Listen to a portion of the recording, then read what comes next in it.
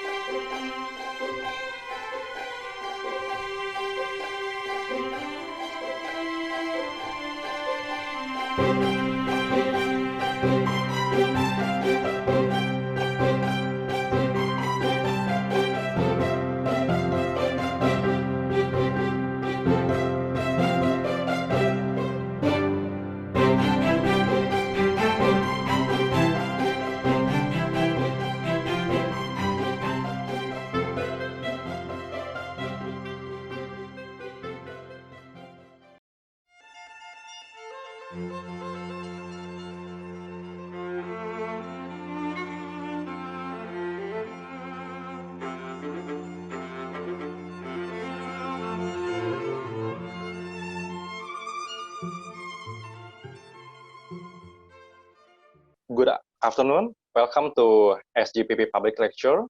I am JV Susanto, and I will be your moderator for today's webinar. And I am also a student at SGPP, School of Government of Public Policy. And previously, I graduated from University of Indonesia, majoring metallurgical and materials engineering. And I have a guideline here. The guideline, I would like to mention the guideline for today's webinar. First, please do not click share screen in any circumstances. To reduce network usage and prevent unnecessary interruptions, please leave video and microphone off until you are given a chance to ask questions. And as we love to hear from you, we will have question and answer sessions right after the presentations from the speaker. And to ask the questions during question and answer sessions, you can raise your hand button. And lastly, please keep your question concise and quick. And on today's SGPP Public Lecture, we have Bapak Ery Wijaya. Hello, Pak Ery, how are you? I will explain a bit about Pak Ery backgrounds. Previously, he got bachelor degree in engineering physics in Universitas Gadjah Mada, and he took Master of Science in Energy and Planning and Policy in King Mangkut's University of Technology, Thonburi. He took his PhD in Kyoto University in Energy Economics. And Dr. Ery has been working in integrated of energy and environment sector intensively for 7 years in Indonesia, both as academician and consultant. And specialties in energy economics, policy and planning, energy modeling, renewable energy technology. And currently, he's a lecturer in SGPP, School of Government of Public Policy, and also as a senior analyst at Climate Policy Initiative, or CPI. And today, Ery will share with us about energy access for building resilient communities, mobilizing investment in decentralized renewable energy. Without further ado, the time is yours, Ery. Thank you, Jeff. Hello, everyone. Good afternoon. Thank you for joining this today webinars. As introduced by Jeff, today I would like to share a little bit finding of our latest research especially in related issue on the decentralized renewable energy.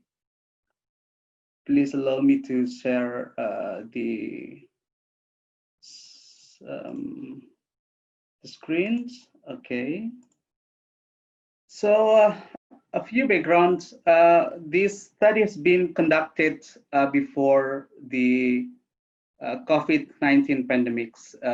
It's been conducted field study in between September to November 2019, and we just recently concluded report and will be visible to public very soon. So again, my name is Ery Wijaya. I'm currently assistant professor in School of Government Public Policy Indonesia, and I'm also a senior analyst in climate policy initiative, global think tanks in climate, energy, and land use finance issues. And today, my presentation will be based on our latest study in my office, climate policy initiative.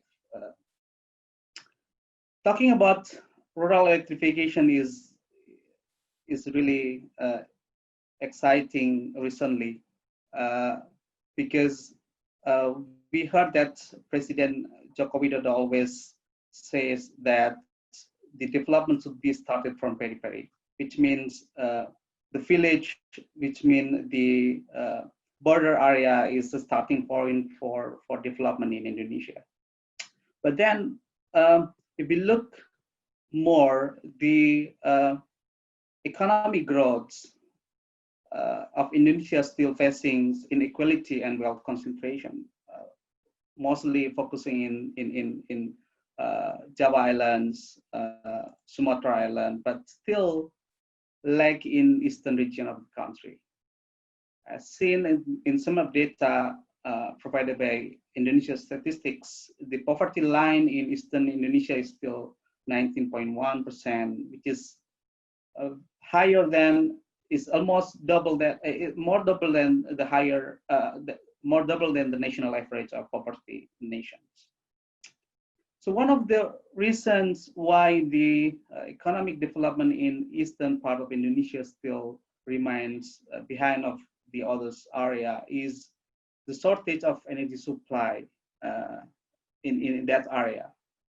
The government has targeted to put electrification rate by 100% in 2020, but then the latest report from the government, from Ministry of Energy and Mineral Resources, shows that the electrification rate by this year, middle of this year, April of this year,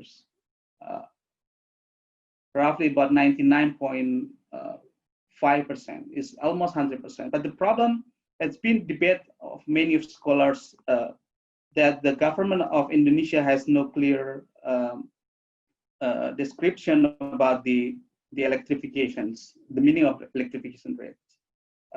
The United Nations through C4All has been identified the level of electrification rate from tier 1 to tier 4. So it has been always been questions when Indonesia reporting the electrification rates 99% in which tier, 1 or 2 tiers or whatever. That's always been debated. However, when we zoom out from that number, 99.48%, the government provide report that remains 433 village out of the total 75,000 village in Indonesia are not yet electrified. Mostly, or not mostly, all of the 433 village are located in the eastern part of Indonesia. You can see the number 300 something in Papua, 100 in West Papua, 5 village in East Nusa Tenggara, and 1 village in North Maluku. But remember that definition of village in that area in Papua and East Tenggara, it's the coverage area is much bigger than the district, for example, in Java Island. So let's take a look at in Sumba Island of a good example of rural electrifications. Probably you remember in almost decade, the government's promoting the Sumba Iconic Islands to develop 100% of renewable energy in supporting rural electrification in Sumba. In Sumba, in latest data in 2018, the electrification ratio provided by PLN, state-owned electricity company, was under 40%. You see the breakdown of each. Sumba is the most advanced electrification rate in Sumba, by PLN almost 50%. But see the total number, overall number of the Sumba electrification increased to be 68% with support from the private and communal power plant in the island. This means that the capacity of PLN is very limited. The budget of PLN or budget of the state is very limited to provide the electrifications to rural area. You see another number in central Sumba and northwest Sumba, where the electrification ratio by PLN are still under 40%. But then if you look at the total electrification ratio, becoming very high, that because of support from private. It means that the role of the private community power plant and investment in rural electrification is meaningful in Indonesia. But then another fact that between 2012 and 2016, if you see the amount of budget spent by the government on clean energy, almost 12.4 trillion rupiah, or roughly 2.5 trillion per year. But only 2.5 trillions flows to the DAK, Dana Alokasi Khusus Energi Skala Kecil, which aims to develop small scale energy. So this reflects another opportunity, or let's say if you not want to say the cap of investment to improve the electrification rates, that the private is necessary to participate on the investment because the government doesn't have the enough financial capacity to cover the need for building the electrification in the rural area in very quick time. So then the study highlighting the importance of the private sector, private investment in the rural electrification has been shown in Sumba Islands, but the progress and the update of private investment in rural energy, in decentralized renewable energy or DRE is very limited because of several barriers and risks that we will be discussed today as well. So about this study is conducted jointly between my office, Climate Policy Initiative, and also HIFAS. HIFAS has been working for a while in Sumba, assisting the local government and also national government to improve the quality of electricity supply in Sumba through the renewable energy programs. And the study aims to improve the first is overall financial feasibility, because that's the one that can attract the private investment coming. And the second one is to mobilize the private investment itself in decentralized renewable energy sectors in Indonesia. So by the purpose, because some of the reasons that I mentioned before, we use the Sumba Island as example many times, because the first is the Sumba received a lot of support, political support from both local government and central governments through the Sumba Iconic Island program. And second is, of course, that Sumba has potential of the economic development through the tourism. The scenery is very beautiful over there, but then the poverty rate is also very high, and the electrification ratio in Sumba is also remains low. So I will bring you to several of the discussion. We've been discussing existing conditions, but then we will discuss as well barriers and risk level of the investment in private investment in rural electrification or decentralized renewable energy program. And then the third is understanding the existing process and business model based on our existing regulation in Indonesia. And then the fourth is discussing about innovative business model that legally sounds and can be implemented very soon. And then the last one is to bring and to support, to bring innovative financing instruments to support innovative business model runs quickly.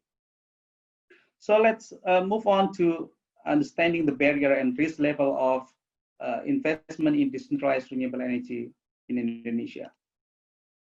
We've been classifying the barriers into four. The first one is on regulatory constraint that hindering the new project to commence. And we put risk assessment level into high because this is the one that's very important and crucial to start the business, but then becomes the first and important barrier to be handled. And second is talking about unattractive small-scale and decentralized renewable energy project for private investments. We also put it as high risk level.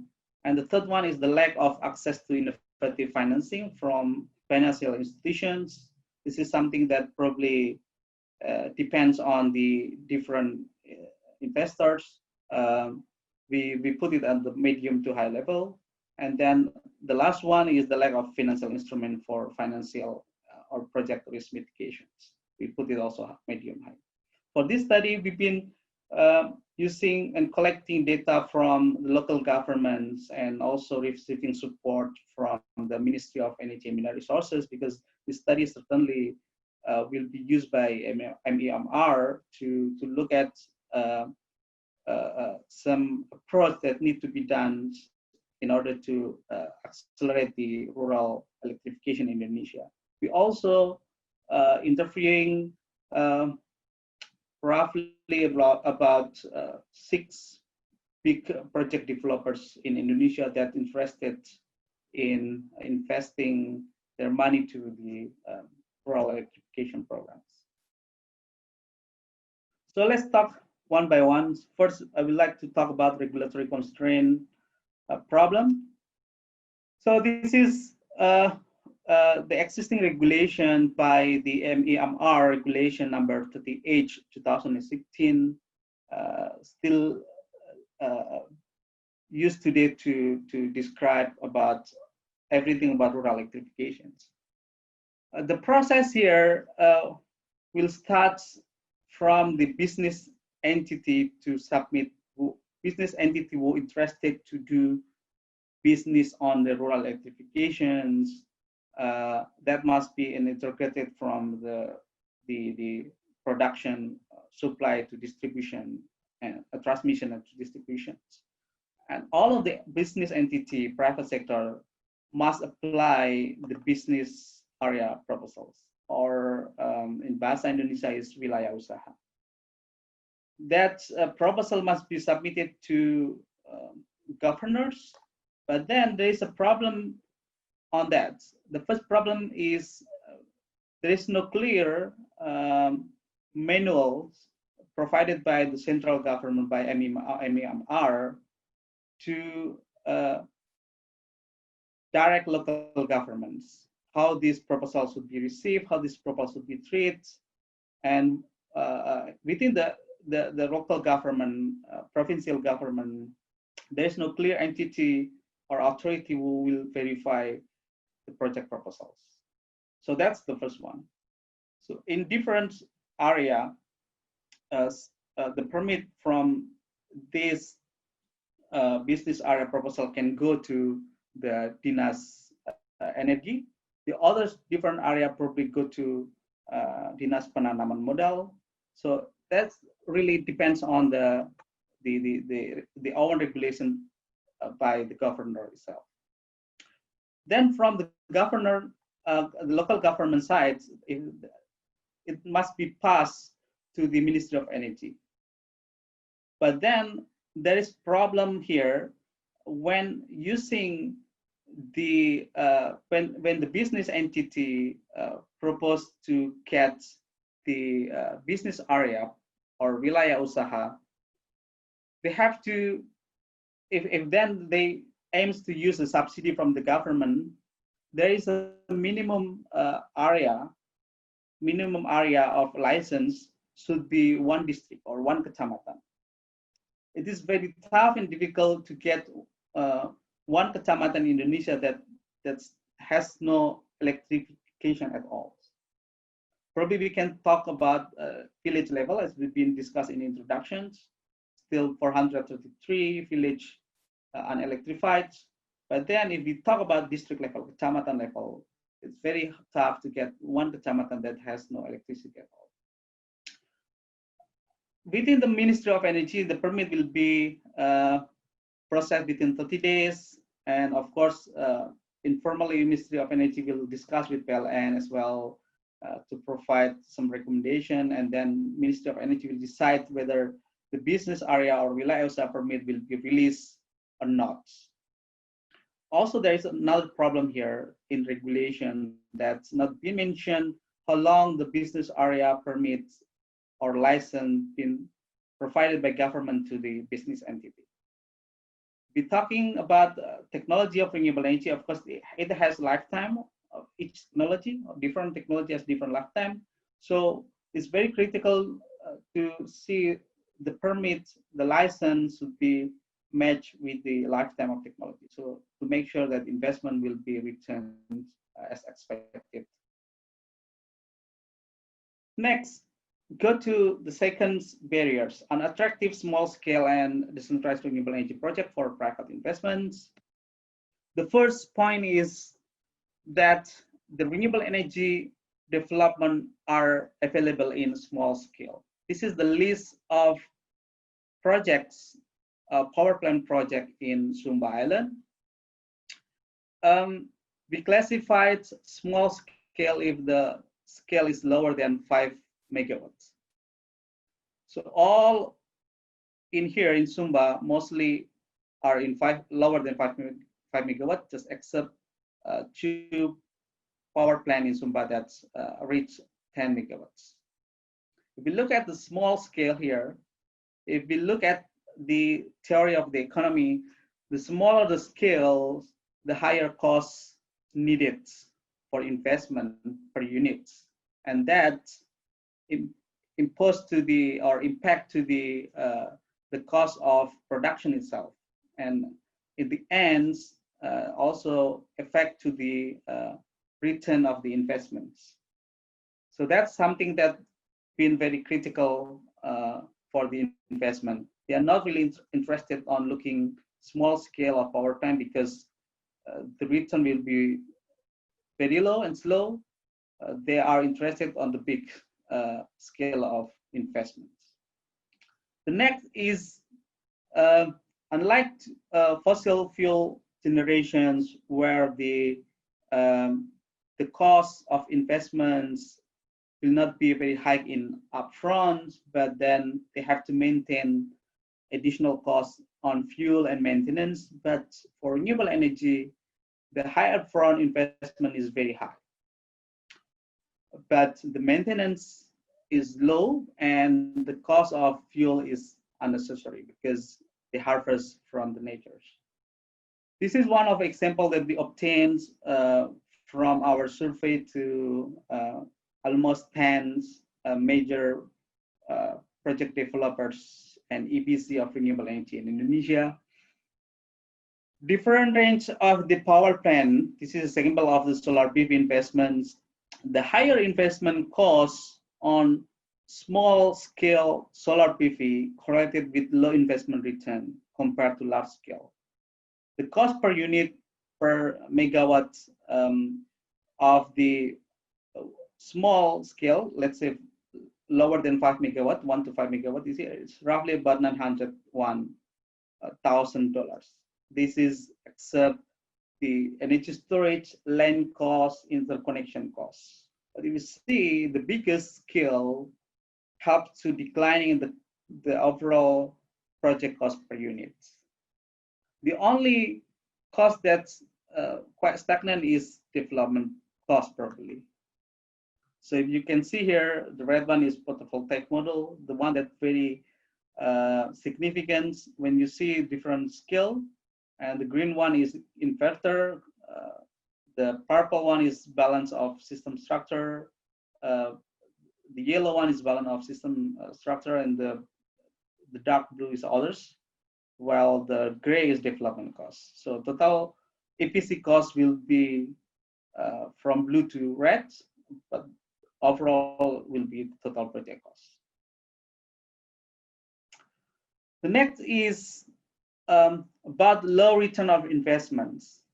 In the in the Ministry of MMR Regulation number 32H 2016, it's been regulating that if the investment is under subsidy, they assume that subsidy will be given at maximum 84 kilowatt hours per month.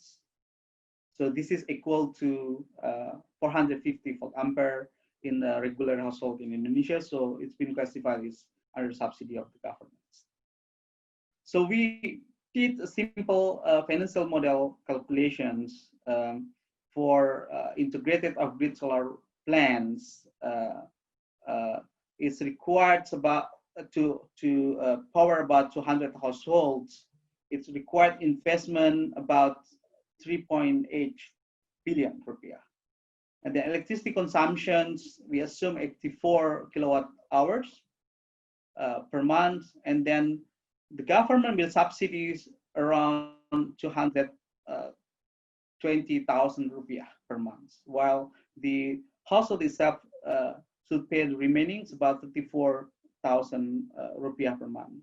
But if we use this simulation, we can see that the payback periods of the project will be about 7 years. For the investment in Indonesia, we're mostly using debts to support the projects. 7 years is too long, where normally they get 5 years to pay back all of the debts from the commercial banks. So this is one of the indicators where the investment is in rural electrification is hard to get the financial access from the commercial bank. The last part of this barrier is off-taker uncertainty. We knew that the problem of rural electrification is an ability of the society to pay the electricity costs. We've been seeing that a lot of electricity program in rural area, mostly provided by grant from the government or from the philanthropy, from development banks and so on, from NGO, with no investment needed to be returned. But then if you're talking about the private investment, of course, the investment should be returned, and then there is the household who get electricity must pay. We find out different willingness to pay in Sumba, which is the gap is very significant. In some area that get electricity from solar, there is a village consensus to pay electricity about 15,000 per month without any meters in their consumptions. Another projects funded by MCAE, by the Aneka tax, they obligate the household to pay roughly per month about 166,000. But we assume the tariff, ideal tariff for the rural electrifications of solar PV in Sumba is about 200,000. The project by Aneka tax can get remaining low 166,000, that because the capital coming from the grant of MCAE. But the one ideal tariff that we discuss here in the red color is the capital coming from the private investment. So there is no exact punishment collection method, solid collection method of the electricity payment in rural area is also becomes a risk for the private sector to invest in that area. The next, we will discuss the third barriers, the lack of access to innovative financing from financial institutions. This is the latest data from OJK to compare amount of the investment from commercial banks dispersed to the total electricity, gas, water projects, about 39 billion US dollar in 2018. But if you see the number of the investment in renewable energy in the same sectors only remaining contribute about 11%, about 4.9 billion. This reflects that the commercial bank has first lower understanding on the renewable energy projects, financing renewable energy projects. The second is high perceived risk of the commercial banks about the renewable energy project itself, including the lack of the off-takers, low return of investment, rate of return of investment, and etc.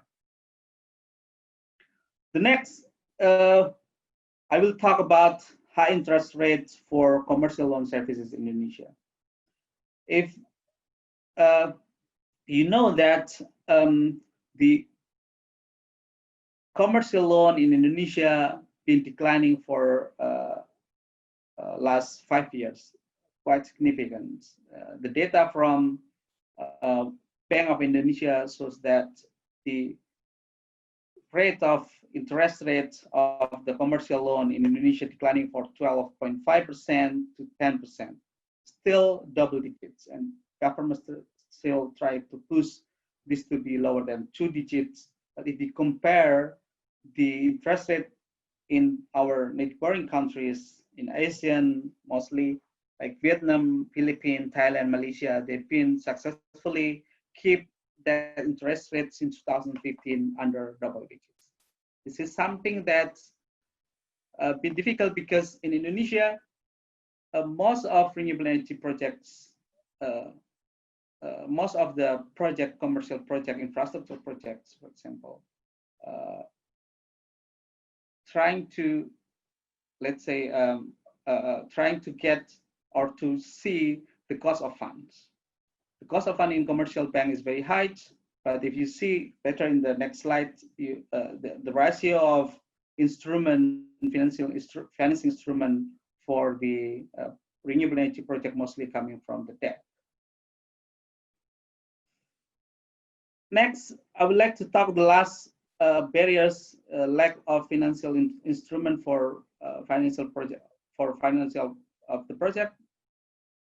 As I talked before, in Indonesia, the rate of the commercial loan is very high. And if you see the financial instrument that's on our survey to the project developers, mostly coming from the loan products. That can be very variative of the loan product, conventional loan, balance sheet debt, project level debt markets, and so on. But with all of these loan product usually has very short-term tenors, providing like 5 years of tenors, and very difficult for the project developer in Indonesia to find long-term financings. As you see from our previous calculations for solar PV development in Indonesia, it needs at least 7 years of payback periods. So getting loan from commercial banks with a high commercial interest will impact to the cost of the electricity production itself, and that make the investment not really attractive. The next is guarantee instruments. There are various guarantee instruments ready for supporting renewable energy project in Indonesia. The issuers vary from the Ministry of Finance to PT Sarana Multi Infrastructures, to the World Banks, Ministry of Finance, to different instruments. But if you see, all of these instruments are designed and used to support a big scale of renewable energy projects. World Bank with geothermal guarantee, bilateral loan for SMI is for supporting maximum 10 million, but usually SMI will support about 5 million at least the projects. Others also designed to support large scale of renewable energy projects. Few or currently there is no ready use of guarantee instruments or financial instrument that ready to be used for supporting low scale or small scale of renewable energy project development in Indonesia. Now we will discuss about the existing process and business model in Indonesia based on MMR regulations 30H/2016. I will talk about two things. The first is business process, and the second is business model. This is something that difference. The first is business process. As I mentioned before, there are two types of business process when you're trying to develop and invest in rural electrification in Indonesia. The first one is through subsidy. If you're going to get a subsidy price from the government on your electricity production, this is the way. The first is must be initiated by the local governments. The government doing everything from technical study, willingness to pay of the society or potential consumers, and then provide all the proposals submit to the Ministry of SDM through the technical consultations. But the problem here, you can see that the first is the capacity of the local governments. To do the technical analysis, grid system, and electricity supply system, and willingness to pay, the capacity of local government seems to be lack on that. So usually the business entity will support the local government, but that's happened informally because the formal process, the governments, local governments should do everything by themselves and provide the proposal by themselves. Then all of the ready proposal will be submitted to SDM. SDM will make a decision when the business area or wilayah usaha been granted. So then the government, local government start to do bidding process for small scale electricity supply business. In this bidding process, for one license area, which is minimum coverage one district or kecamatan, the bidding process will be announced to public. But if no private sector interested, the governors can appoint the local-owned enterprises to participate on this bidding process. Then, if the business entity will want the bidding, will propose the electricity price to the local government. If the local government cannot, the proposal of electricity price will be submitted to the Ministry of SDM to get the amount of subsidy that will be paid by the local provincial by central government to the business entity or private sectors doing this business. That's business under the subsidy. The second business process for the business entity who aims to invest in renewable energy in rural area without getting the license from, without getting the subsidy from the governments. So on that situations, business entity is the one who be pioneers to start everything, doing study on the grid system, supply system side, and demand sides. And then there is another requirement from the government. If this business entity already get the license in the others area, so the previous license should meet 95% electrified, and then the business entity can propose the new proposal for getting the business area license to new area. So after the proposal ready, the business entity will go to the local government to get recommendations, and then will be sent to the Ministry of SDM. Ministry of SDM will, or Ministry of MMR will provide decision accepted or rejected. Informally, Ministry of SDM will consult with PLN before they revoke the business license of PLN in that proposed area. So the business entity who gets permit from SDM to do business in rural area should provide technical planning, proposing electricity price. Then if the business entity cannot decide on the price, that government recommend to use the PLN price. If business entity proposing the price, then the Minister of SDM will decide whether the price is accepted or not. Then if accepted, the business entity will implement, developing the grids, power plant, and so on within a year to be complete and operate, and then Minister of SDM providing assistance and monitoring on that business.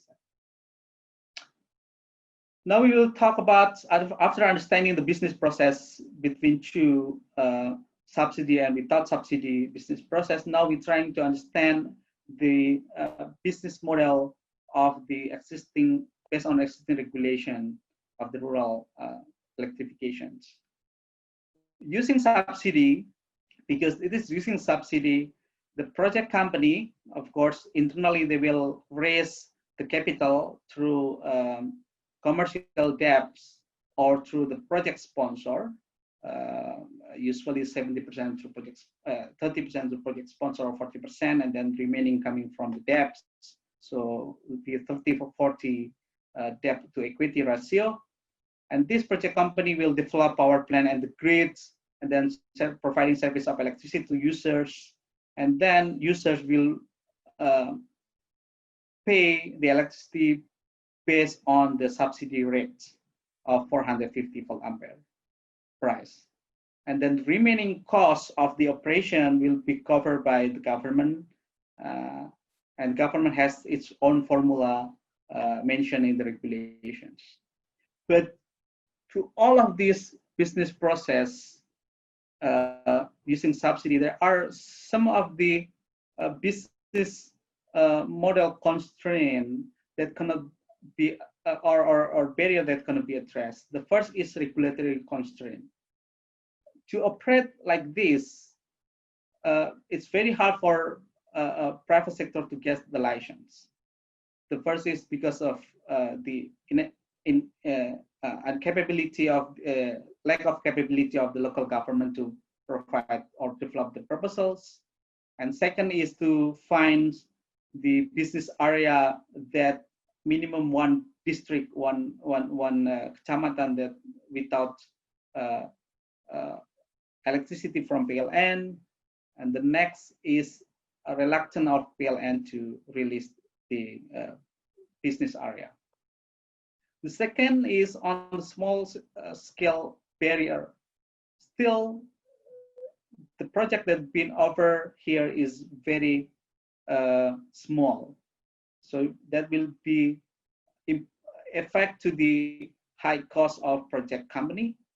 And then the subsidy that be provided by the government is not really enough to cover the overall cost and to pay the debts within less than 5 years, because the payback period for these projects usually about 7 years. On the lack of access innovative financing instruments, still project company here get the commercial debts with very high of cost of funds. See that the average of the commercial loan interest rate is about 10%. That will be impact as well to the cost of the project itself. The last one is the lack of financial instruments. Again, now the financial instrument is ready only for the big scale of the projects, but here mostly small scale. So none of the financing instrument ready for backupping the small scale project in Indonesia right now. The next is small scale with subsidy models. Here the project company will develop, after getting I've been submitting proposal to the Ministry of Energy, and then getting the license to do their business in rural area. They will develop power plant and then providing the services to user, and user will pay in the full cost that been proposed by project company to the SDM.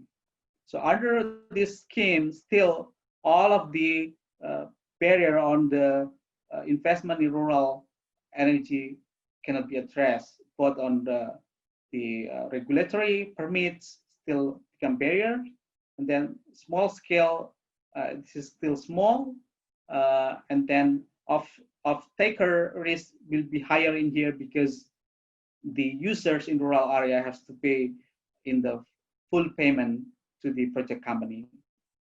And then the lack of access to innovative financing still, the financing coming from the commercial banks, which is cost of the financing is still high, and lack of financial instrument, again, the project is small, so that the project is not getting backup from any instrument of financial. Now, talking about accelerating of the investment in rural, we're thinking about using the existing and legally sound business model in Indonesia. We identified 4 business model that can be alternative to the existing business model of rural electrification in Indonesia. The first one is village-owned enterprises, BUMDes, Badan Usaha Milik Desa, joint venture with the private sectors. This has been regulated by Ministry of Village Development number 11, 2019, where Dana Desa can be used as well for the energy access. The next is through the PPP using availability payment scheme. It's been regulated through the Ministry of Home Affairs, where the local government can develop PPP in the small scale of renewable energy projects in that area using PPP scheme, but not been explored yet by the local government now. The third business model is locally owned enterprises or BUMD and private sector joint venture scheme. This is on a bigger scale because the first one is through the village owned, probably for the micro scale, but this with BUMD usually for the small scale. This is also regulated by government regulation number 54 about BUMD. And then the last business model is about special allocation fund or DAK, khusus energi, and the private sector joint venture scheme that's been regulated through the special allocation fund is regulated by Ministry of Energy, but joint venture scheme is regulated by the Ministry of Home Affairs number 19, 2015. So we will explore each of business model one by one. The first is a joint venture scheme between village-owned enterprises and private sectors. Currently, the establishment of VOE, village-owned enterprises, is very receiving high support from government through Ministry of Village, because this is one of the way to improve the quality of the economic development in rural area, in village especially. So this can be established by village community and village government, and then they can inject some partially dana desa to these village-owned enterprises, and then develop a project company together with the project sponsor. This is through the joint venture scheme, where this project company will contribute to provide dividend to village-owned enterprises and dividend to project sponsor. If the capital is not enough yet, then the project company can get another financing from the commercial loans.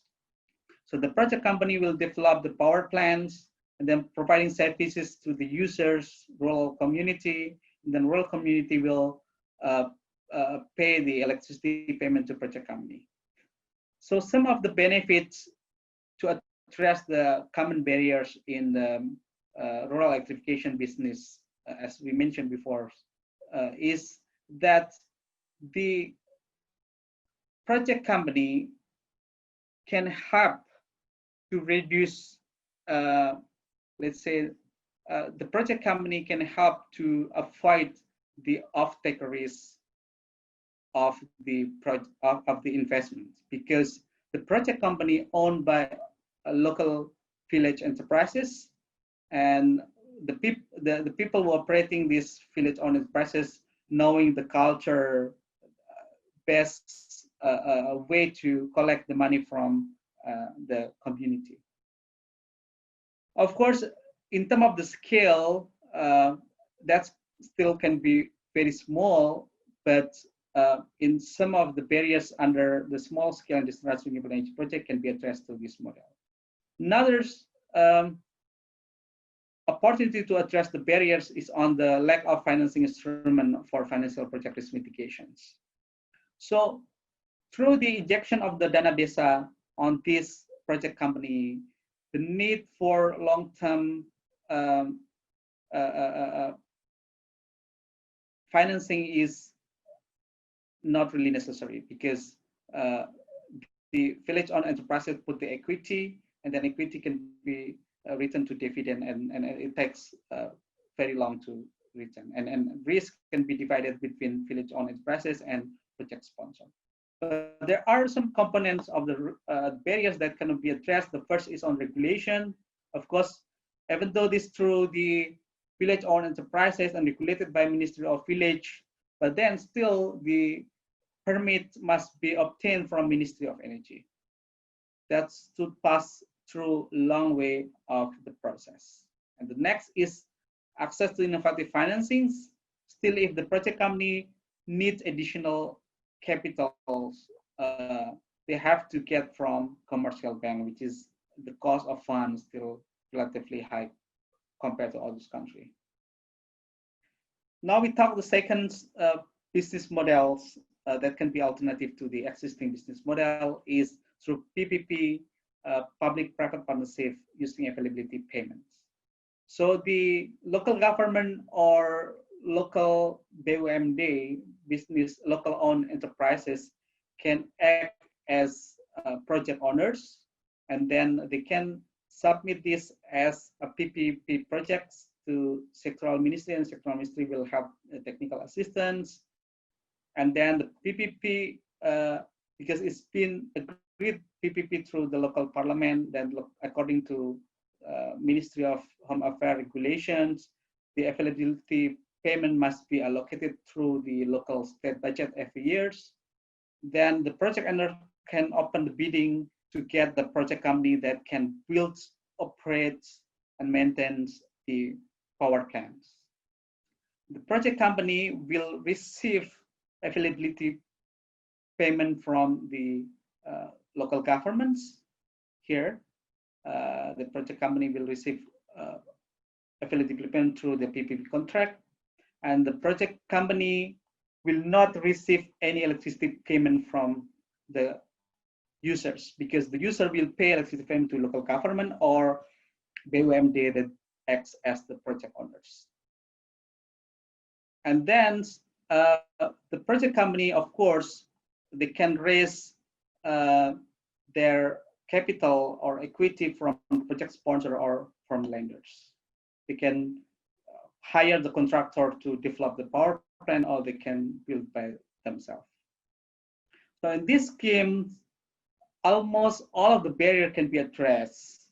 Of course, not 100%, still some barriers. The first barrier that can be addressed is regulatory constraint, because even though this goes through the PPP scheme, the project company to run their business under certain of period as mentioned in the PPP contract, they still need to submit all of the business license to get the Wilayah Usaha license from the Ministry of SDM. So that's the challenge. Other things like off-taker, of course, they don't need to off-taker because the off-taker is from the government itself. The government will pay any cost from the operation of the power plants plus margin, of course. So they don't need to afraid about the capability of user to pay the electricity services. Lack of access to innovative financing instrument, of course, through the eligibility payment, it will increase the bankability of project company in the perspective of sponsor and also lenders. Lack of financing instrument for financial project risk mitigation, that's not really necessary because availability payment will cover and absorb that risk. So then project company will be run smoothly doing their business on the rural electrification, as long as the availability payment can be obtained. The next is local owned enterprises, joint venture with the private sector scheme. So local governments, for example, kabupaten, can inject capital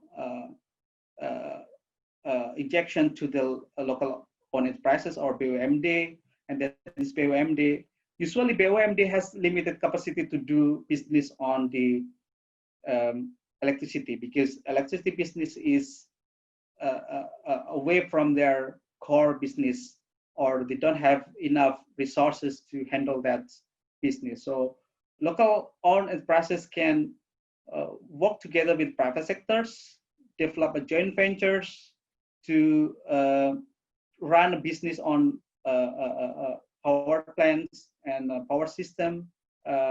Then, of course, some of the transfer knowledge will be happen here, but the role of private sector will help the local owned enterprises to run the business smoothly.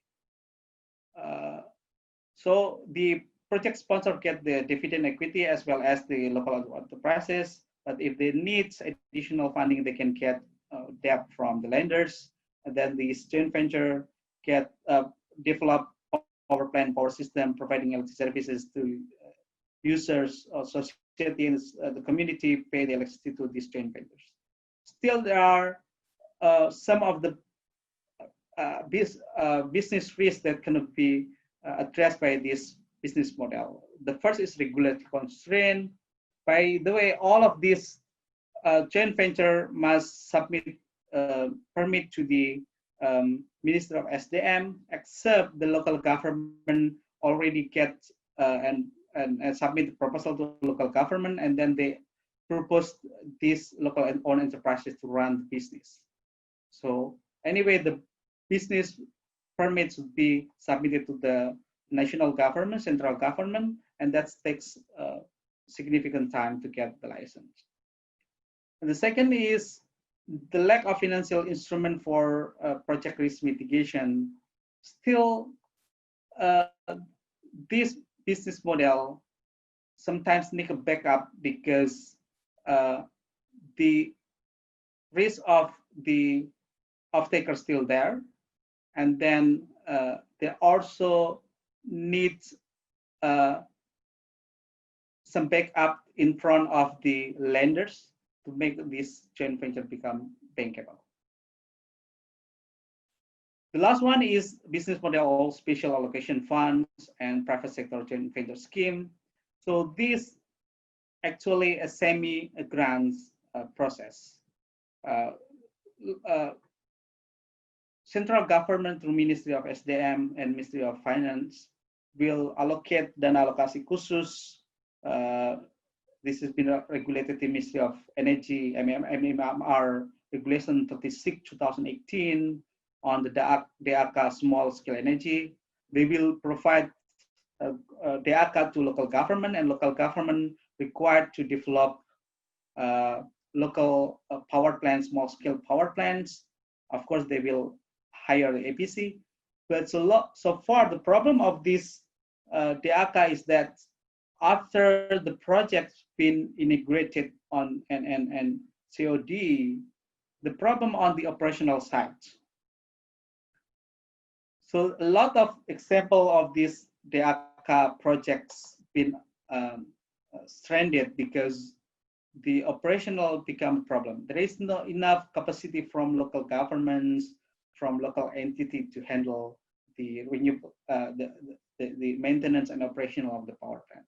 So from that, we came out with the idea to transfer the asset of this infrastructure to the local owned enterprises.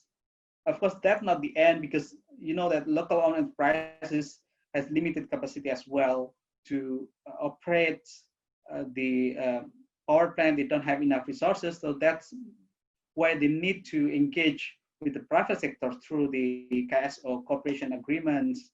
The private sector will provide the transfer of knowledge, providing initial of the operation of the projects, and then they get paid by the local owned enterprises. The users will pay electricity to the local owned enterprises. So that's a very simple scheme of this, to make sure that all of the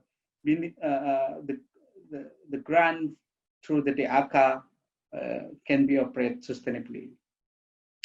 Still, there are a lot of barriers, two barriers mostly, that cannot be addressed using this business model. The first is regulatory constraint. Of course, to make the local owned enterprises, even through the KSO, eligible to operate the electrification program in rural area, they still need a permit from Ministry of SDM. So then permit was very complex and takes significant times and resources. The next is lack of access to innovative financing instruments from financial institutions.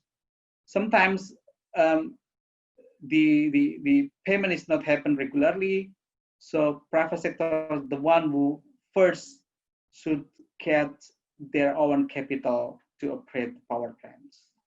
So that is something that happen usually cooperation between local owned enterprises and private sectors.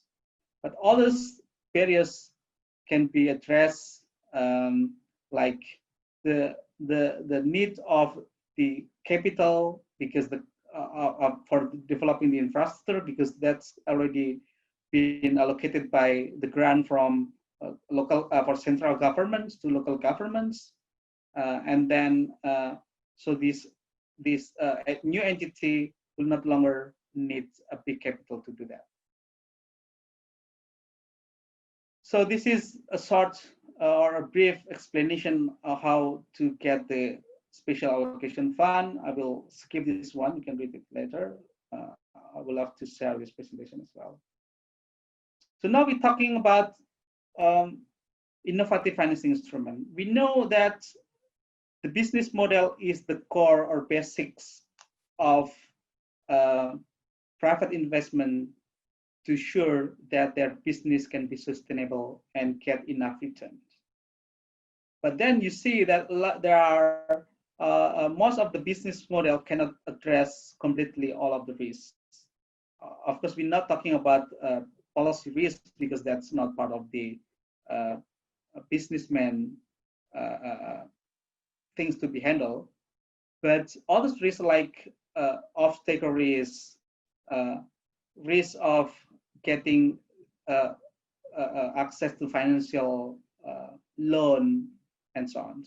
So then the business model needs a backup from innovative financing instrument. So the financing instrument is kind of backup to support and to make the business model more capable to be feasible and more capable to get return as expected by the private investment. We identified three instruments that is actually been practiced in other sectors, like to mention is construction sectors and so on. But then that's also feasible to be deployed in renewable energy, especially rural electrifications business model. The first is risk pool investments. Second is asset-backed securities. The third is credit guarantee. We will discuss specifically later.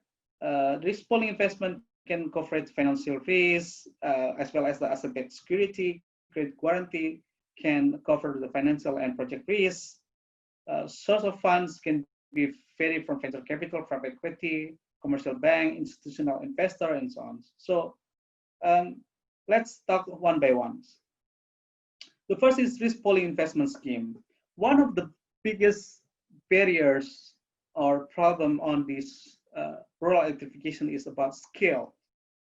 As we've been discussed before, the smaller the scale, the higher cost per unit of investment, and that will impact to the low return of the investment. So there is an instrument that called pool investment, where the investor will collect many of small scale power plants, and then they will pull it into one place, and then they will market it to the private investors to get the equity to run their projects. So because, for example, they have 3 or 5 power plants, let's say one power plant costs, let's say $2. If that's not only power, but that's usually if we're talking about rural electrification, that's usually not of that power plant only. That's also talking about transmission and distribution. So let's say $2 million or $3 million per project. Then you get, let's say 4 or 5. Then you need about 15 million US dollars. That's big amount of money, and that can attract interest of private investor to get into your business. So that's a risk pooling investment scheme that will help small scale decentralized renewable energy project, also help to make the project more feasible in the face of the investor and easy to get access of money. The second is asset-backed securities. There's a problem for conventional, traditional investor in renewable and small-scale renewable energy. Once they run one system in rural area, they run out of the capitals. But then, this scheme asset-backed securities help that project developers to use revenue of their power plants as underlying assets to be asset-backed securities, and that's as underlying asset can be used to sell to the investor and to get money for financing all this new rural electrification projects. This is very understandable that the project developers running business in this area having very limited capital, they will run out of capital once they develop 1 or 2 systems, then they cannot any longer expand their business to all those area. But then this asset-backed security can use their existing revenue as underlying asset to get money, additional money from investor to develop a new power plant. The last one is guarantee instrument. Of course, guarantee instrument can mitigate various risks from financial risk, project risk, in accordance to the project funding needs. This guarantee instrument is very common, but then not common for small scale business, like small scale power plant, rural area. The guarantee instrument usually to guarantee the lenders that the money that they use by the project company will be returned. So then help the project company have bankability of project company in front of the lenders. Others, the business process is very similar, but just only the guarantee will have the bankability of project company in front of the lenders. So that's all. I'm going to go to the conclusions. So now we know that the most of grid power plant funding coming from state budget and grant, which is not really sustainable, and we cannot expect that that funding can be scaling up investment because the grant is very limited, state budget is very limited as well. So the only solution to accelerate renewable and accelerate the electrification rate in rural area is, of course, through the private investment, because not only scaling up the or accelerating the rural investment, but also helping the community to be resilient, because you know that the energy is key issues to address the poverty in eastern part of Indonesia. And the situation like now, COVID-19 pandemics, where people have to stay at home, so become productive at home is very important. But unfortunate for our people living in eastern part of Indonesia, we have limited and lack of reliability of supply system. So this private investment in business renewable is something that needs to be accelerated. There are 4 opportunities to increase private investment and addressing the barriers for business model that we can try. The first is joint venture between village-owned enterprises and private scheme, then local PPP schemes. The third one is joint venture municipal-owned enterprises and private investment, and the last one is special allocation fund through joint venture that been transfer the asset to the local owned enterprises and then making joint venture or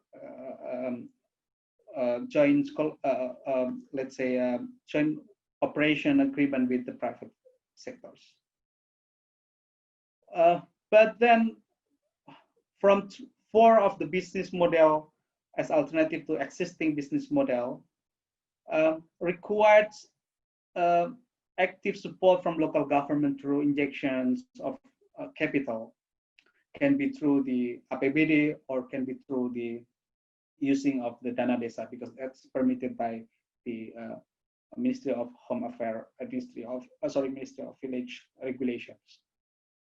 But the only one regulation that needs, we've been discussing this with the Ministry of SDM as well. The only problem of the rural electrification that can be addressed is about getting license or getting business area license, because it goes through the complex of process, and there are a lot of example the business entity failed to get the license of business area because they are reluctant to release their working area. That is something that needs to be considered seriously by Ministry of SDM when we're talking about accelerating the electrification, providing not only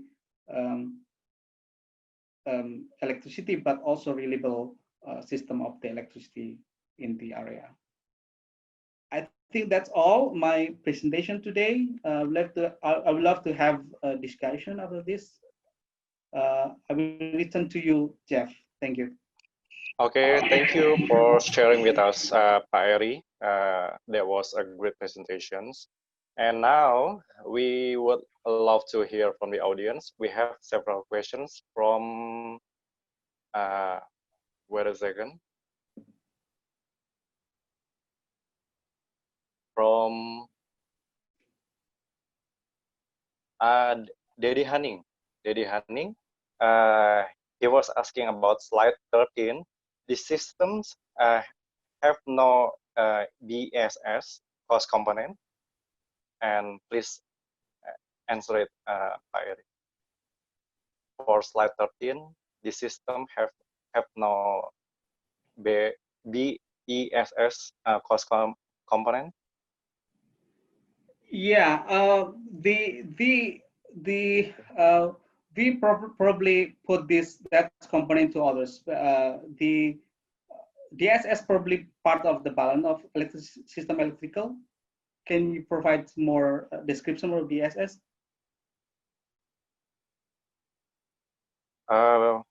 BSS here.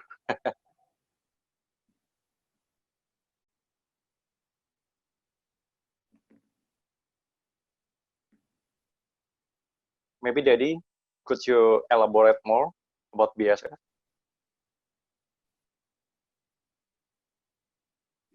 Oh, DSS is distributed energy storage, probably. If yes, that's the meaning. Yeah, we not include the energy storage on this survey because these aim only to provide support electricity to the grids directly. So they only operate in the daytime to avoid the over cost on the investment. So of course you can, if you are interested to look more at this number, we will also not include the land costs here. We only put significant component only for the on-grid power plants. Okay, hopefully that will answer your question, Pak Didi. And the second question is from Maya Muhlis. RE is pretty new technology for most people here. The rest of RE is one of the agenda from commitment to combat climate change. Speaking about investment, what is your opinion about Indonesia government commitment to support this RE project in Indonesia? This is supposed to be a long-term investment rather than seeing this as a 5 until 7 years project investment. Thanks. So, Pak Ery, okay, thank you. Yeah, answer very interesting questions. Yeah, there are two components. Probably I will talk specifically to the rural renewable energy investment. Probably the problem of both off-grid and on-grid will be quite similar, except the problem of the off-takers. In Indonesia, overall, we rarely see that the government's opening the tender or PLN opening the tender for large scale of renewable energy. And that means that small scale projects of renewable energy will not help the investors to declining their cost of investments, because everything must be purchased in very small units. The next thing is related to the cost of electricity that's been regulated by the government. Probably all of you aware that since 2017, government putting the renewable energy to decline the cost of grids. In on-grid, specifically on-grid, like in Java area, in Sumatra area, some of area in Sumatra area, renewable energy cannot be competitive compared to the existing cost of the grid, which is mostly supported by coal. But if we talk about rural area, like in, for example, in Bangka or in Sumba, where the cost of electricity is very high, because mostly supported by diesel power plants. So having renewable energy will help to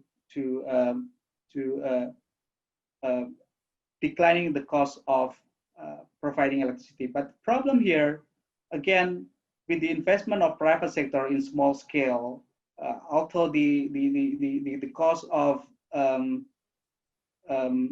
investment probably can help to lower, the permit is very complicated, especially off-grid, because we're talking today is about off-grid. Off-grid system, if we talk in Sumba Island, for example, they have limited grid of PLN, so the off-grid is one of the solutions. Then getting off-grid online is very difficult over there. Getting permit from the government is very difficult because PLN is reluctant. They're always presenting about the planning to expand the electricity, but then reality, the expansion is very limited.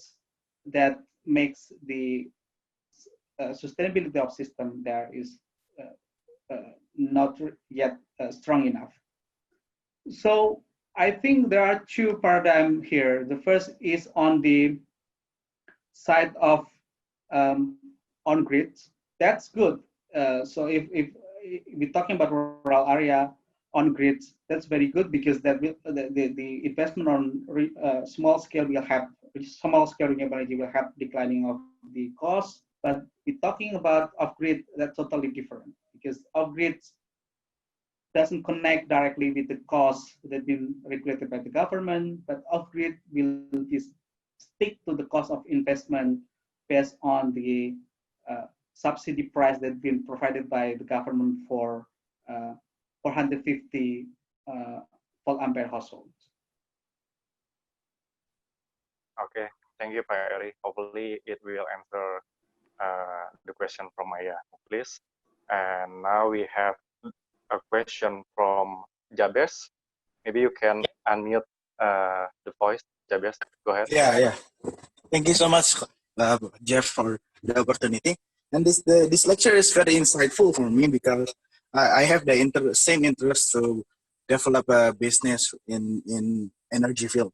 The question that I want to ask is the policy, the regulation and all the policy is applicable for any type of renewable energy, such tidal energy, wave energy, such that, or it's just applicable for a certain renewable energy such as solar cell?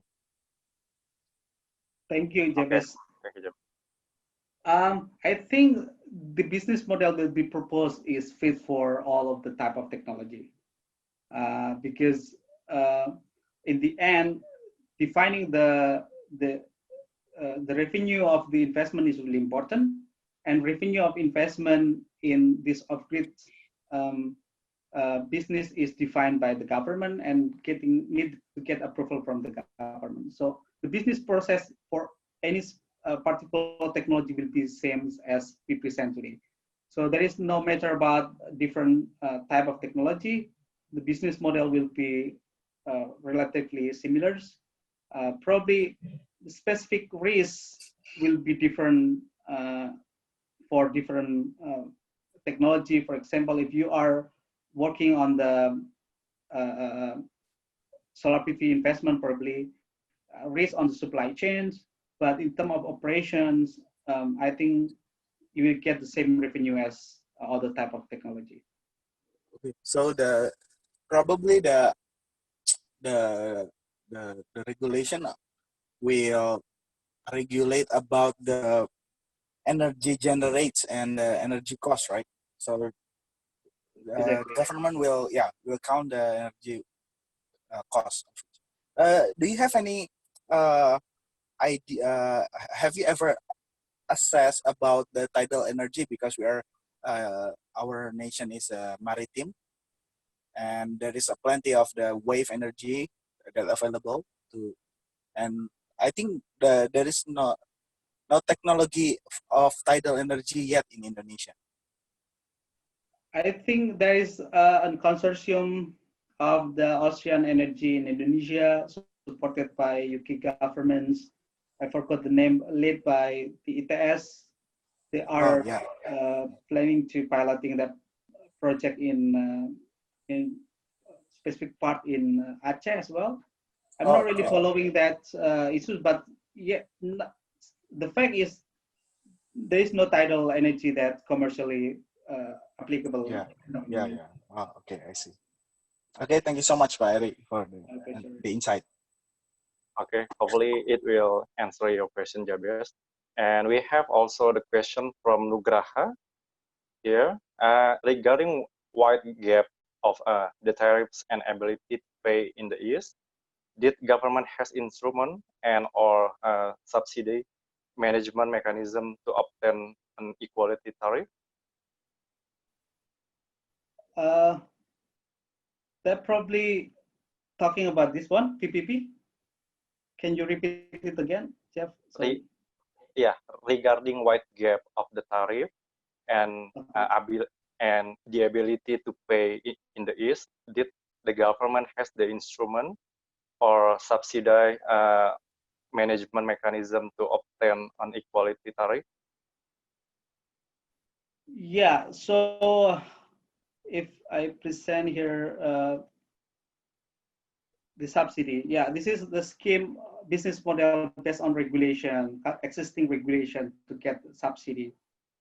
So the governments, according to MEMR regulation number, I think 38 2016, um, if the business model, if the business entity apply for using subsidy, the government will provide subsidy at maximum of consumption of the users about 84 kilowatt hours. 84 kilowatt hours is similar to the subsidy for the household, normal household that install about 450 volt amperes. So the government roughly will subsidy, I have calculation here, this one. Government subsidy maximum 84 kilowatt hours to all of the off-grid households.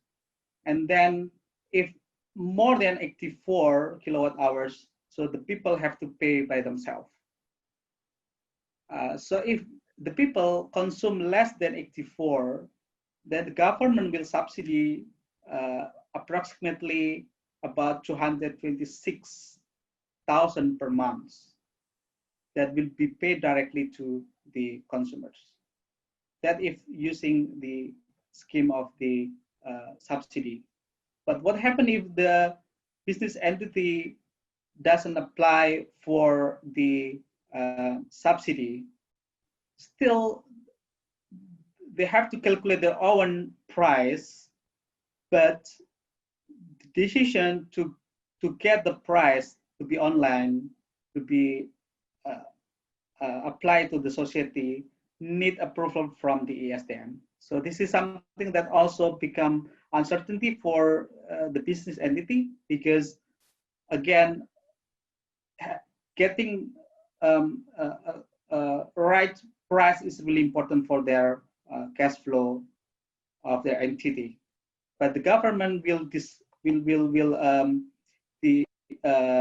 decide the electricity price once the business entity propose and get approval of their license and providing technical planning and so on, including the electricity price, and then government agree on that price, then the business entity can start to implement it.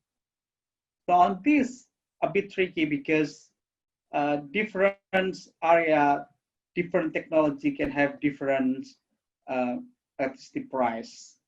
And that's been tricky because the Ministry of SDM doesn't have a proper methodology to, or proper or fixed or transparent method to say certain technology has to get certain amount of electricity price. There is no guideline on that.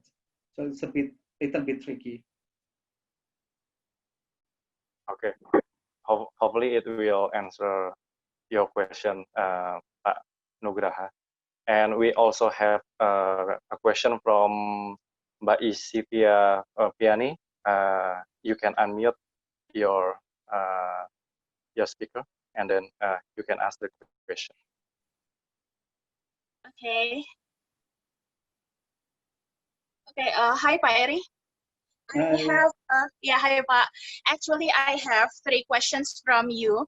So in the very beginning, you explained, I like the way you explained in the beginning that you started with inequality, which very dystopian nuance. And starting from that narration, I want to ask your personal statement about the future of the energy itself. Would it be equally available for all the areas, especially for the remote areas? It might be like just like a rhetoric, but actually I also work with the SDGs, so energy will relate to SDGs number 7. So we got a lot of barriers in in order to reach that goal, like of like to provide clean and safe energy for all. So I really want to know your want to know your future. I mean, like, I want to know your future perspective about this. Would it be worsening or would it be better? And then the second one, regarding to the SDG number 7 about the energy, in the field, we found that the energy resources is considered as the commodity instead of the capital development. So by this kind of paradigm, how would you address this? Yeah, we are familiar with with this kind of paradigm that energy resources as commodity instead of as the development capital. So that's the number 2. How would you address this, or how would you explain about this? Because that's also the barrier in achieving that goal, SDGs number 7. And then the last one is about the coordination barriers between ministries and other institutions regarding promoting energy savings for street lighting and the government building. So I really want to know from you what leadership performance that you propose in order to get all these elements to work together, to collaborate together. Ever since you also explained on your lecture that you also face this, the coordination barriers. So what kind of leadership performance that you propose in a way to handle this? That's all, Pak Ery. Thank you. Okay, thank you, SB. Very interesting questions. I think there are commonality, the first and second questions. The first, talking about inequality of the energy. Of course, this is the reality that we are having geographical situations in the archipelago country, and then uneven distribution of population as well. So even though the government is trying to accelerate the investment in rural energy, again, we will talking about the cost effectiveness as well. Because once you develop rural or invest in rural area, the cost of investment will be bigger than you develop in Java Island, because population is here in Java, production in Java, and then everything in Java. But if you develop in, let's say, in rural area, there are, for example, in 1 kilometer, 1 square kilometers, 1 kilometer squares, you probably only have a few of households. But then the cost that you need to address probably similar to Java. But so in terms of cost effectiveness, that not make sense in perspective of economics, of the financing. But in perspective of economics, if we're talking about perspective of economics and equality, of course, the government has to provide the same services, because energy is one of the basic services, as you mentioned in the SDG. Energy access can help to eradicate the poverty, can help to get better access of health, improve the quality of food, because you can do post-harvesting process with using energy. So the government should look at that perspective, not at the financial perspective. But the problem is the government has limited money to do that. They have plenty of priority as well. We know that the private sector is the one who have the money, abundance of money. So what the government needs to do is to provide right instrument. It could be subsidy, could be incentive. Incentive could be a financial incentive, like subsidy could be incentive, non-financial, like losing the permit process and allowing the private sector to do that business. And that will be help of the government to get the electricity in rural area online.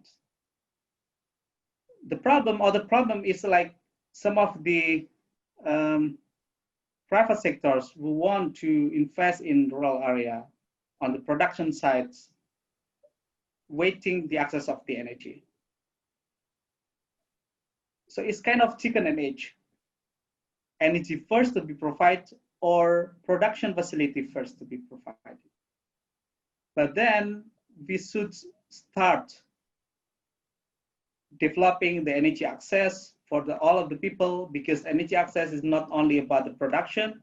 Energy access is about providing people with the better access. You can become productive in the nighttime. A student can able to read books better in the nighttime. You can get access to television, internet, and so on. So I think the government should move using their resources, limited resources, financial resources, or political resources to help the private sector help, invest in rural area to accelerate the renewable energy investments. The third one is coordination barriers. Of course, you mentioned about the street lighting, but I also mentioned about the off-grid power plant in rural area. There are different of institution, different of ministry working over there. The most important is Ministry of ASDM, who providing the permits, assistance, and monitoring to the process. But then there is Ministry of Home Affairs, who regulating the local government to inject the capital from the state budget to the PUMD. Also, there is a Ministry of Village who regulating the desa village to use village fund to be invested in rural electrification. So far, there is discussion among these different line ministry, but still there are different.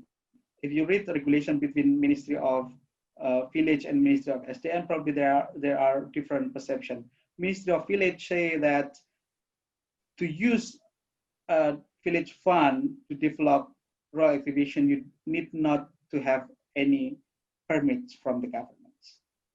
But SDM say that because working area basically is owned by state and been transferred to PLN, so you have to request that business area license to the Ministry of SDM first and allow to revoke the business area from PLN to the business entity.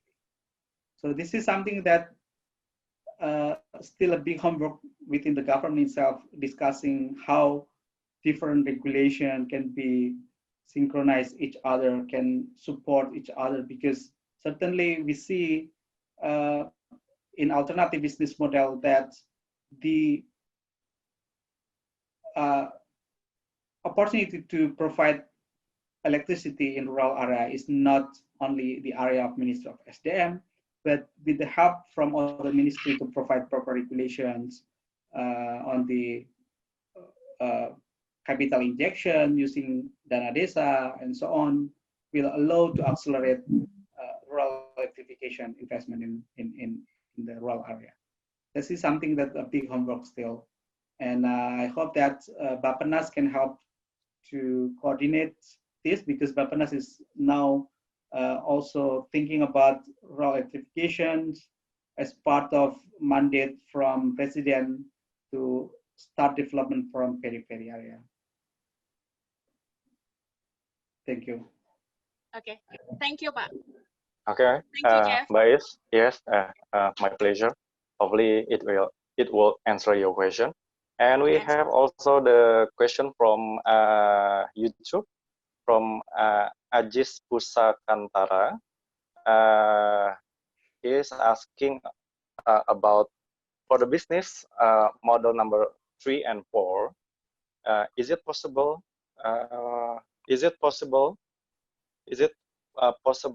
KSO, kerjasama operasi cooperation agent, is being implemented with PLN?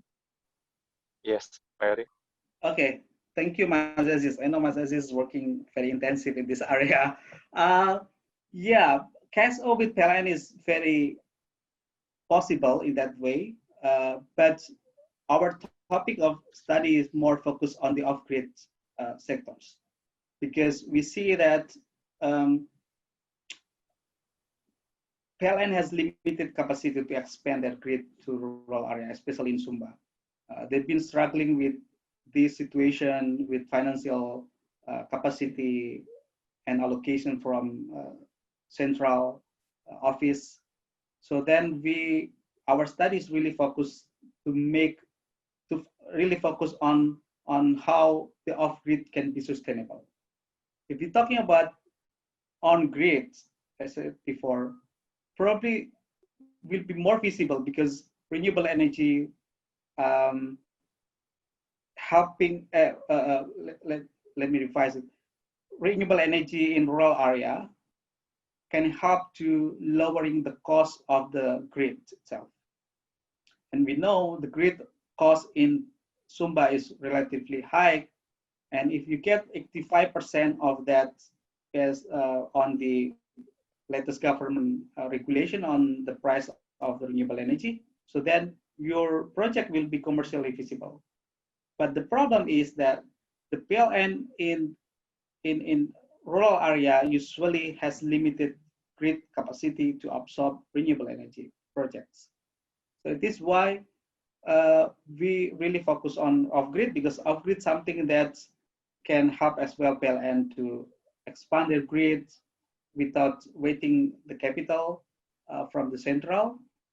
And also we will help private sector to think about understanding the overall investment in the electricity system coming from supply side, grid side, and then distribution to the consumers. If you are connected to the PLN, you're only thinking about the supply side.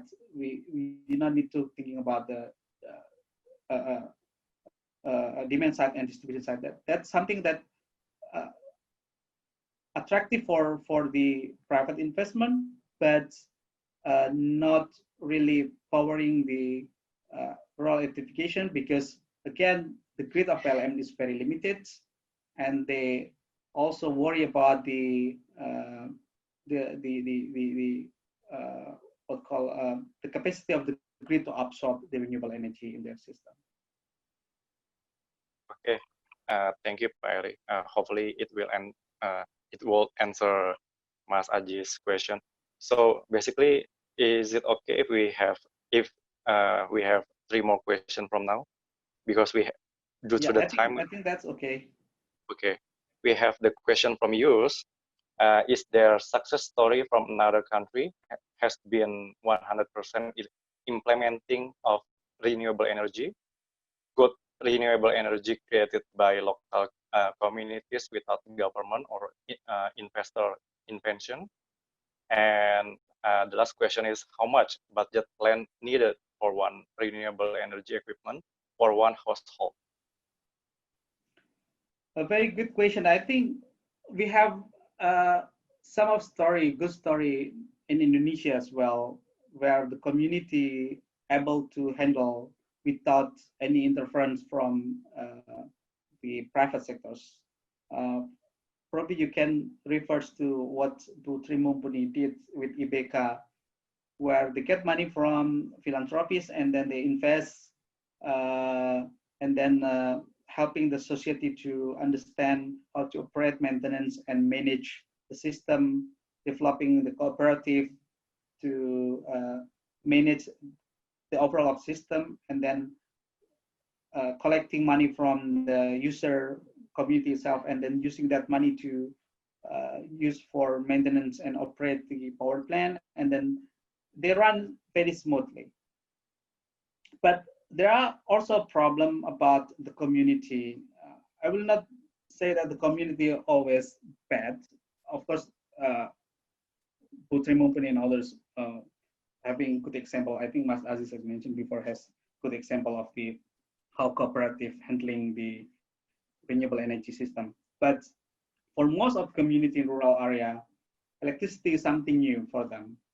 And then managing the electricity is different because electricity is industry that have to be run ideally 24 hours and need very intensive maintenance to make sure that electricity deliver have good quality and enough to supply the community. So to do that, of course, we understand that the local community has limited education level, understanding on the managerial level. It makes a lot of grants, both from international grants, from local government grants, become, let's say, off from the operations. Sometimes become broken. And that's become very serious problem because there is no capacity from the society to recover that system, to maintain that system. This is why in our idea, first, if you see different of business model, there is a transfer knowledge between private sector to local entity, in the hope that's probably running 15 years or let's say 20 years that private local entity have capacity to run it, their own capacity, their own resources, learning from what they got from the private sectors. Okay, thank you, Pak Ery. Hopefully, it will answer Mas Yu's question. And now we have Reza. Reza, you wanna ask? Please unmute your speaker and please ask the question. Yes, thank you. Pak Ery is quite interesting. I think you know that I've been working on this issue in the past years as well. But I just wanted to outline the specific topic on the small scale and what was that? The small scale decentralized renewable energy. So last year I was working with smallholder coffee farmers in the middle of Sumatra Island, where they didn't get like electricity or access to electricity, let alone clean water. So these smallholder coffee farmers, they kind of sell their coffee beans, and then from the money that they get from the sales, they are actually collectively among the people, among the coffee farmers in a village, they build a what do you call that? The micro hydro machine or something like that in one of their small stream to produce electricity power to light up some of the houses in the village that didn't get electricity from PLN. And also they are kind of using the money that they got from the harvest to buy the home what do you call that? The home scale solar panel. So my question is to you right now regarding the small scale and decentralized, non-subsidized renewable energy in Indonesia. Do you think the community-driven or community participation scheme or model can be further developed so that people from other parts of Indonesia, as you mentioned previously in the eastern part of Indonesia, can sort of remodel this small scale and decentralized non-subsidized renewable energy for their communities? Thank you. Thank you, Reza. Yeah, as I mentioned before, the problem of rural electrification on the community level is their own capacity to handle that system.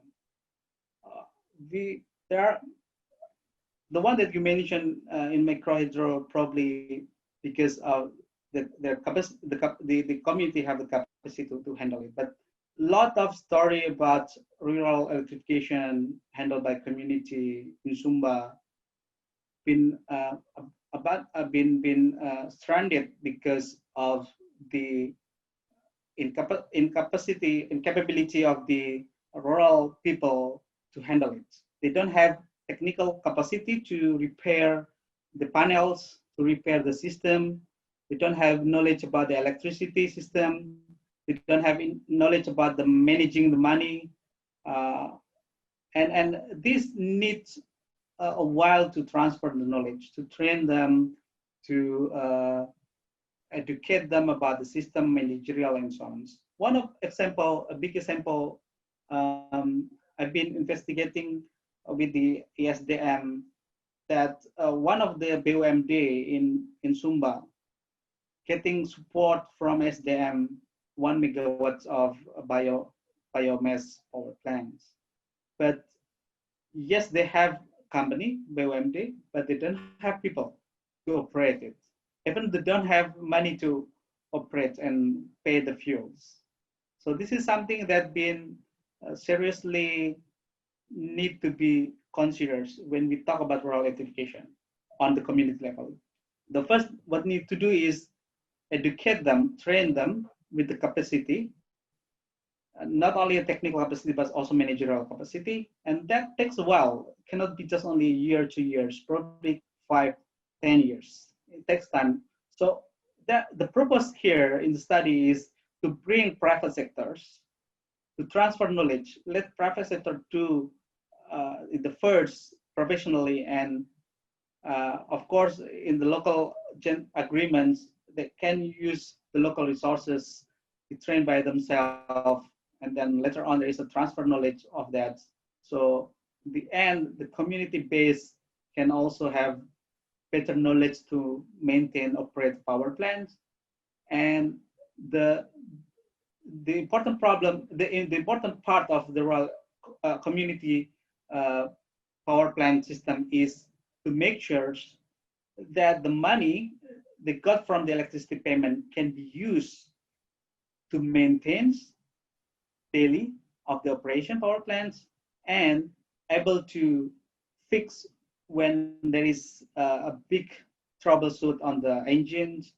And next is able to expand, because expansion is something that will be true in the future. If you have the electricity, then you get more productive, and then more productive, you use more electricity, and that needs expansion. In a lot of the problem in rural area, they don't have capacity to expand. They can able to develop it, to use it, but they don't have capacity to maintain, to manage, and to expand the system. This is something that NGO can do, development organization can do, and of course, the government can do as well. And later on, we can replicate that model to other areas in Indonesia. Yeah, Ery, just quick note on that. It was quite interesting because actually it was the young generation, the young people who came up with the initiative because of their needs, out of their needs of access to clean water and electricity for their homes, for their families. So I was quite surprised that they actually watch YouTube videos, how they can build these small or home scale machines. But you're right. I mean, like they do not have the capacity to maintain or to repair when the mechanical components broke down. So yeah, definitely. But it was quite surprising to me to know that these local communities, they have these kind of initiatives.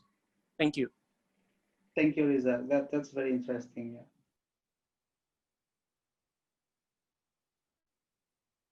Okay, Ery, thank you. And the next question from Mbak Retno, I would like to ask your views on how to raise the demand on RE to reach out all consumer until the household level regarding the needs providing supplies remains an issue, and the business model rely on private sector's willingness to invest. Sorry, can you repeat it again, Jeff? Yeah, I would like to ask your view on how to raise the demands of RE to reach out all consumers until the household level regarding the needs of providing supplies remains an issue, and business model rely on private sector's willingness to invest. Okay, so I'm not really clear on that question basically, but I'm trying to answer that. Demand of the electricity always ready in the very basic level. which is lighting. In the nighttime, everyone needs light. And then when you get light, you will do more productive things like reading, or watching television, or saving and so on. And then the demand will be increased more and more.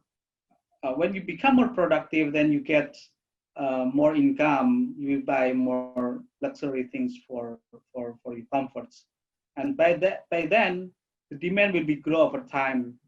But how to make sure that the demands of the electricity in rural area will goes to the renewable energy?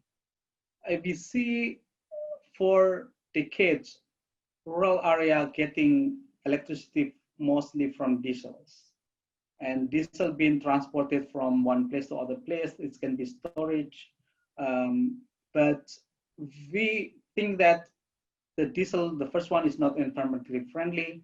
The second one, the cost of distribution is very expensive to rural area. So why don't we think about providing electricity to homes in rural area with locally feasible sources? It can be from hydro, from solars, and etc. By having locally sources, locally available sources, meaning that you can first avoiding high costs of the electricity productions. And then second is having more environmentally friendly power generations. So by that needs, the rural area have no capacity to develop because most of renewable energy has a high upfront costs. Unlike diesel, for example. Diesel, you can buy diesel with 10 million rupiah and then you get electricity. But renewable energy high in upfront costs, and that's why the participation of the private sector is really important to do that. And other aspect is probably talking about the management issues, talking about sustainability issue, with the perspective of electricity as industry products, because we need to provide reliable and durable electricity supply with high quality to the consumer, to the community, in order to meet their needs for productivity and luxury things, comfort things, if you say luxury. So that need to be managed in a professional way. So it is why private sectors, professional of that sectors need to be attentive on the rural electrifications. So by the time they can transfer that knowledge to local organizations, can be to cooperative, to the state-owned enterprises, and so on. And in the hope in the future, this decentralized renewable energy can be handled professionally by the local community. Okay, I think thank that's you. Is it answering your question, Baratno? Are you there? Okay. If it is not, we are going to Mas Enal. Mas Enal, please unmute your speaker. Yeah, okay, thank you very much, Jeff. Thank you, Pak Ery. Just simple question, Pak. As I know that the government, in this case, I mean the Ministry of SDM, have special target about renewable energy.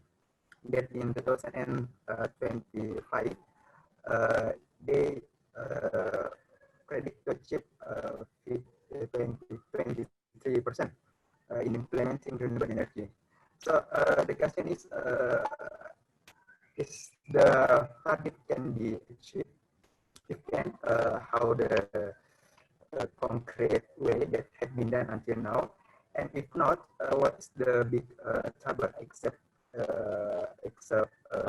high cost? What is the high trouble? That's it. Thanks, and all. It's breaking, but I'm trying to answer that question. Yeah, the government is aiming to provide 23% of renewable energy share in the total of the energy system supply. But then in reality now in electricity only gets about 11%, and in total of system about 9%. There are a lot of problems in translating that national policy into the real action. One of things is about the economic feasibility. As I said before, after 2017, the government pushing new regulation to bring the renewable energy to help lowering cost of generations, at least 55%.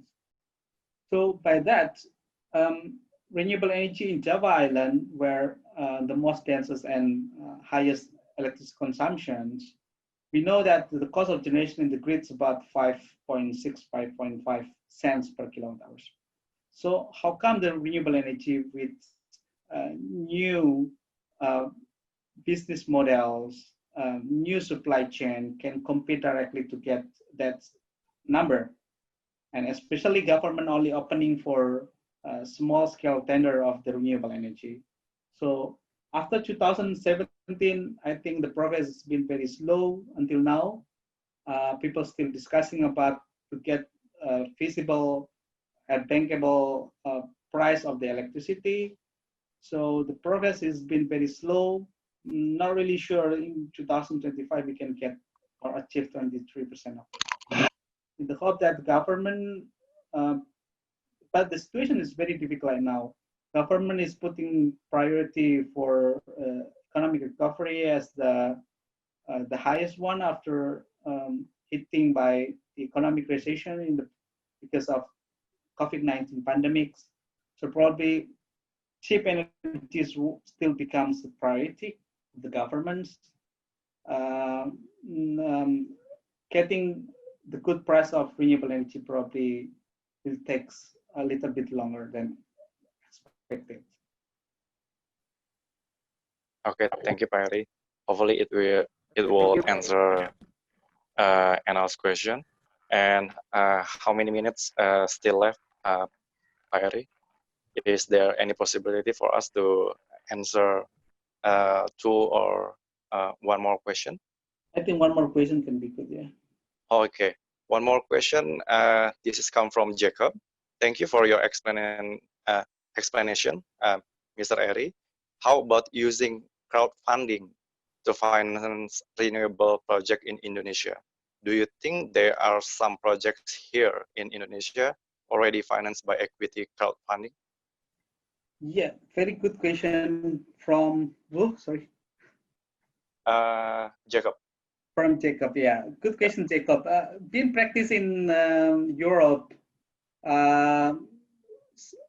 France especially, they got crowdfunding, capital from crowdfunding to develop renewable energy. But in Indonesia is something that's not yet on that stage. I mean, yeah, people now aware about fresh environments. People now aware about, you can see a lot of people taking picture of the blue sky of Jakarta recently and say that Jakarta is now cleaner, better, and fresher the air than before. But will that lead or attract people to participate on the method, yes, you said before, crowdfundings? I still thinking not really, because the level of awareness of the people in Indonesia will not that high compared to the Europe, where the renewable energies become common and people urge to ask the government to save, to do faster transition from fossil fuel to renewable energy. Hopefully Indonesia will be, yeah, but I heard a few of investors from Europe bringing the money, the capital money that they obtain from crowdfunding to Indonesia to develop a few of renewable energy projects. But that's not really money that coming from Indonesia. They're coming from Europe. Okay, with that last question answer by Pak Ery, I would like to close today's sessions. I know there are actually more questions from the audience, but due to our limited time, I'm really sorry for not bringing up your questions on the table. Lastly, I am really appreciate for your time and preparation for this public lecture, Pak Ery. And finally, we come to the last sessions of this public lecture. Thank you so much, Pak Ery, for your wonderful presentations. And Thank you I so would much, like to, Jeff. yes.